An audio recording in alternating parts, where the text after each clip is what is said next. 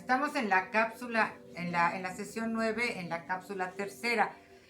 En esta cápsula lo que vamos a tratar es de ir tratando de transitar de un modelo tradicional de nuestra percepción sobre el desarrollo a un modelo que nos permita centrar el desarrollo en la comunidad, en la ciudadanía y en la conciencia política. En este sentido, este diagrama que construí y que ojalá Obed nos lo pueda devolver de forma más creativa, diríamos, mejor armado, ¿cómo se llama? Es importante ver que el lenguaje que utilizamos tiene que irse transformando también para hablar de conciencia política. En una visión tradicional, regularmente siempre estamos hablando de los problemas. Es muy importante pasar de hablar de los problemas a hablar de temas.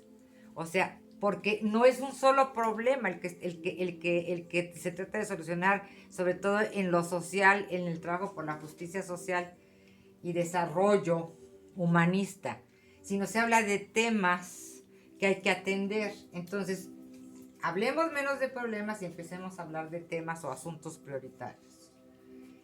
Regularmente, en el modelo tradicional también siempre hablamos de necesidades básicas. Tenemos que ir transformando el lenguaje para pasar de necesidades básicas a derechos básicos. En un régimen nuevo, donde se habla en el discurso de la justicia social, tenemos que estar hablando de derechos básicos y no de necesidades. La necesidad implica que otros no la resuelvan. Y el derecho es que tenemos el derecho a contar con lo mínimo indispensable para vivir dignamente. Entonces es muy importante el lenguaje. En tercer lugar, siempre estamos hablando de los síntomas. O sea, lo que se observa, lo que se ve, pero no transitamos a hablar de las causas sistémicas. O sea, ¿qué da lugar a esos síntomas? Por ejemplo, ahorita el coronavirus, que estamos sufriendo todos, el síntoma es eso, ¿no? La enfermedad, el catarro, la temperatura, la falta de respiración, hasta la muerte. Esos son los síntomas. Pero ¿cuáles son las causas sistémicas que han generado todo esto? Pues la mala inversión en el sector salud, la no educación de la gente para poder atender esto, el exagerado egoísmo en el que hemos vivido durante 40 años, que nos ha hecho egoístas y estar todos separados, etcétera. Eso es lo que tenemos que empezar a tratar, esas causas sistémicas, para evitar otras situaciones. No nada más hablar del problema que tenemos ahorita de los contagios por el coronavirus, ¿sí? Eso es ir a la profundidad de los hechos para ir generando los cambios y que verdaderamente haya un cambio de régimen. Tenemos que cambiar el estilo de vida, y el estilo de vida implica también cambiar nuestra forma de hablar y de expresarnos. Hablamos siempre de pobreza y bienestar. Tenemos que también transitar hacia hablar de ya lo que es la realidad. La pobreza y el bienestar, ¿verdad? Debemos de transitar a hablar de distribución desigual de poder y de los recursos, porque esas son las causas profundas de la pobreza y las soluciones profundas para alcanzar el bienestar de todos. Se habla de proyectos. El proyecto siempre es cerrado, tiene un principio, tiene un fin y tiene tiempos. Ya no hay que hablar de proyectos, hay que hablar de estrategias y acciones, porque los cambios a los que nosotros aspiramos son a largo plazo. Puede haber dentro de estas estrategias y acciones actividades con sus propios objetivos, pero tenemos que saber que son estrategias que nos permitan cerrar la brecha entre el ideal utópico, a lo mejor, que estamos deseando como país, y la realidad que estamos viviendo. Pero eso implica el desarrollo de estrategias y acciones consecuentes con esas estrategias. Y no nada más 20,000 proyectitos que a la hora de la hora no son integrales y no verdaderamente inciden en el cambio deseado que estamos proponiendo. Hablamos también desde una visión tradicional de planes estáticos resultados definibles, que siempre nos están pidiendo qué resultados va a haber, y dejamos de hablar de una planificación y un análisis continuo. Tenemos que estar analizando continuamente y planificando continuamente para generar las acciones, porque lo social es muy complejo, es multidimensional y hay múltiples variables que influyen. Entonces implica la planificación y el análisis continuo, porque los planes estáticos no se dan en lo social, no se dan en lo político tampoco, varían. ¿Quién iba a pensar que este año, ante el proyecto, el Plan Nacional de Desarrollo, iba a aparecer esta enfermedad, se iba a desplomar el petróleo? Hay que considerar esas posibilidades, pero no puede seguirse un plan estático ante realidades que sobrepasan nuestras capacidades. Entonces, por eso es importante la planificación y análisis continuo de lo que va sucediendo. En las visiones tradicionales siempre estamos hablando de la misión. Esta es nuestra misión. Y tenemos que hablar también de la visión. O sea, la misión es a más corto tiempo y la visión es lo que va a abrir los horizontes, como en el mar, ¿no? El horizonte es amplio. Nunca lo acabamos de terminar de mirar. Para el cambio político, si no tenemos miradas de muy corto alcance, y por eso no resolvemos problemas y situaciones o temas prioritarios que nos permitan verdaderamente alcanzar ese país que todos estamos buscando, ¿no? Siempre hablamos de clientes y beneficiarios.